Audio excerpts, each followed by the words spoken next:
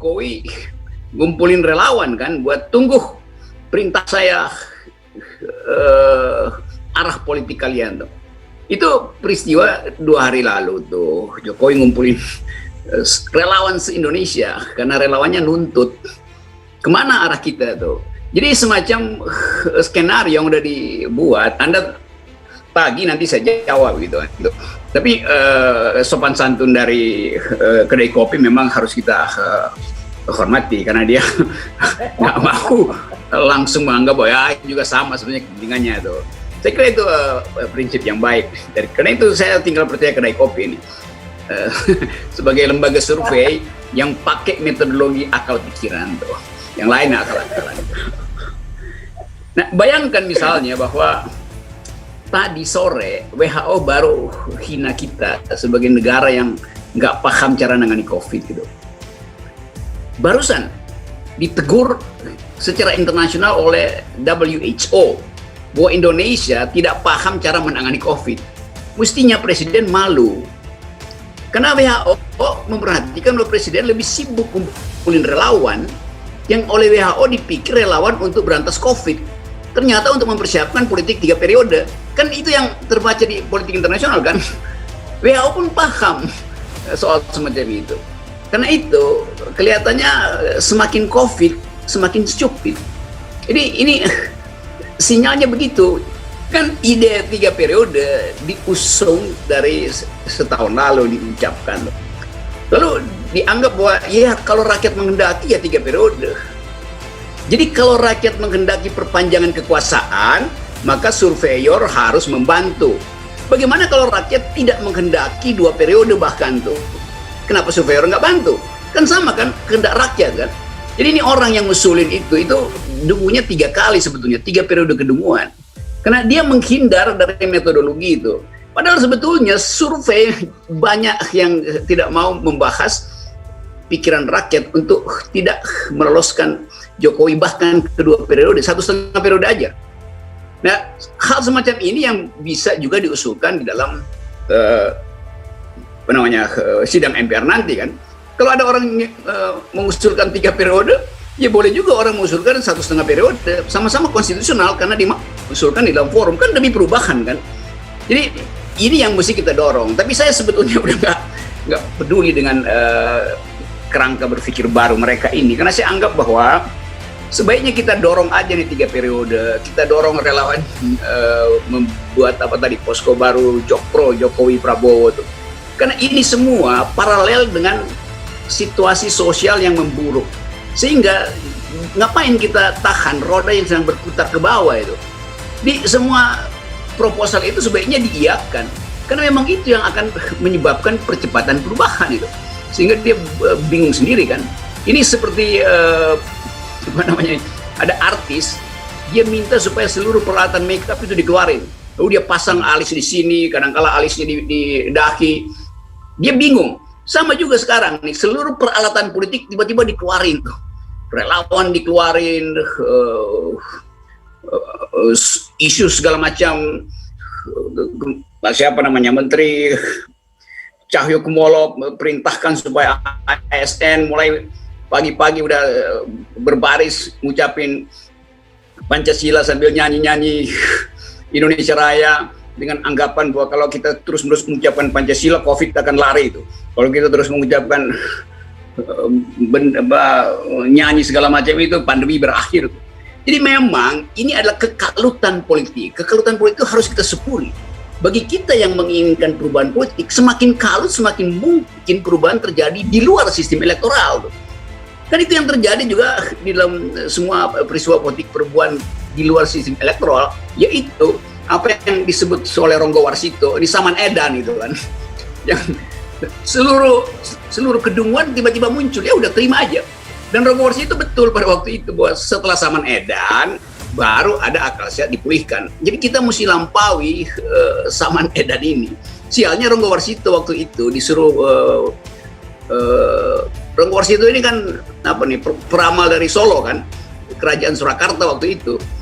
Pada waktu itu Surakarta pro Belanda, Ronggo Warsito nggak pro Belanda. Karena itu dia ditangkap Belanda lalu dibunuh Ronggo Warsito. Jadi kita membayangkan bahwa hal yang sama sedang berlangsung. Nah, saya sering menganggap bahwa politik Indonesia memang diasuh secara konstitusional, Tapi dalam beberapa momen perubahannya justru ekstra konstitusional. Itu hal yang udah jadi algoritma di dalam politik kita tuh.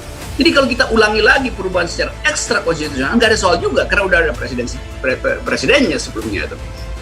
Bung Karno diturunkan secara ekstra konstitusional. Soeharto juga turun secara ekstra konstitusional, tidak inkonstitusional. Gus Dur juga begitu.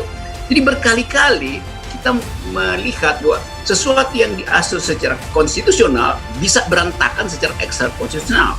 Lalu kita benarkan, nggak ada soal gitu, demi perbaikan. Jadi saya ingin dorong teori supaya perubahan itu tidak harus berlangsung melalui electoral system di 2024. Mendahului itu lebih bagus. Kenapa? Karena kalau perubahan politik kita berlangsung secara sistemik dan normal, maka hasilnya adalah peternakan politik oleh oligarki. Oligarki selalu memakai lembaga formil, itu pemilu, untuk beternak politisi baru tuh. Jadi kalau orang menganggap bahwa bagaimana caranya menghilangkan oligarki, oh tunggu aja nanti di pemilu berikutnya kita hajar mereka. Loh justru dalam pemilu berikutnya oligarki udah bersiap untuk beternak politik baru.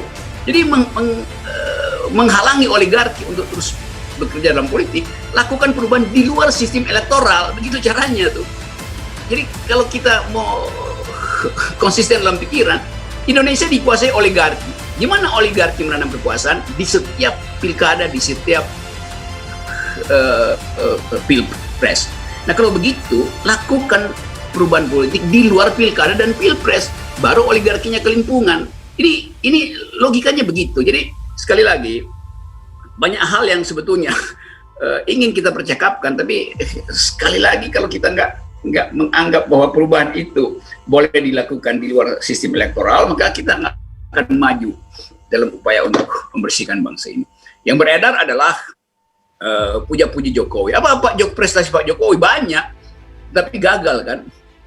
Prestasi yang gagal. Apa kekuatan Pak Jokowi? Satu-satunya kekuatan Pak Jokowi, dia punya buzzer yang banyak dan buzzer yang fanatik. Tapi apakah itu politik? Apakah memelihara buzzer adalah pelajaran etika politik? Jadi Jokowi tahu bahwa kekuatan dia ada pada buzzer-buzzer ini, karena mereka yang setia tuh.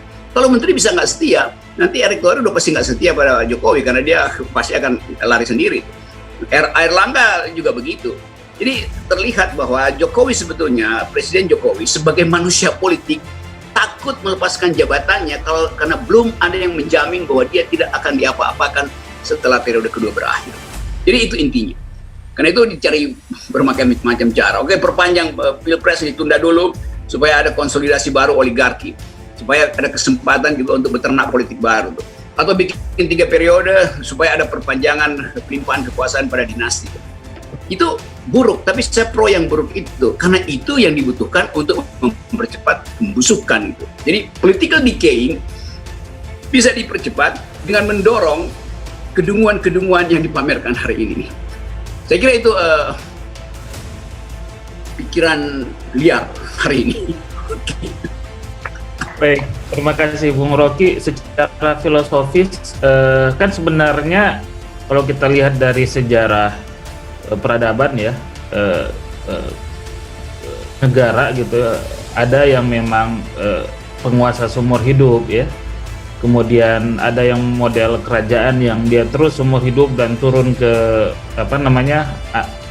garis keturunan anak cucunya gitu ya.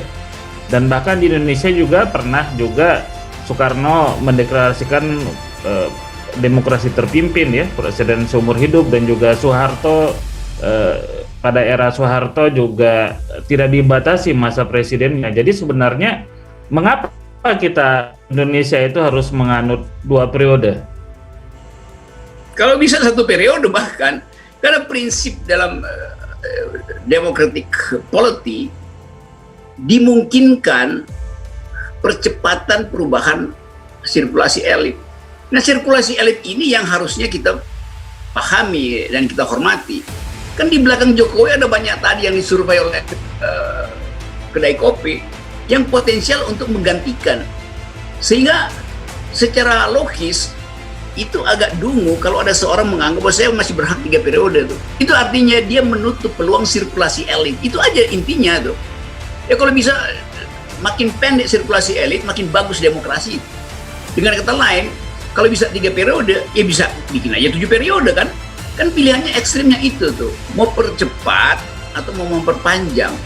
Sirkulasi elit tidak mungkin berlangsung selama 7 periode. Bisa balik lagi nanti Pak Mardhani setelah 7 periode masuk UI 100.000 lagi uang kuliahnya tuh. Kalau saya masih 60.000 tuh, gue masih lebih dulu masuk UI tuh, jadi 60.000 uang kuliah gue tuh.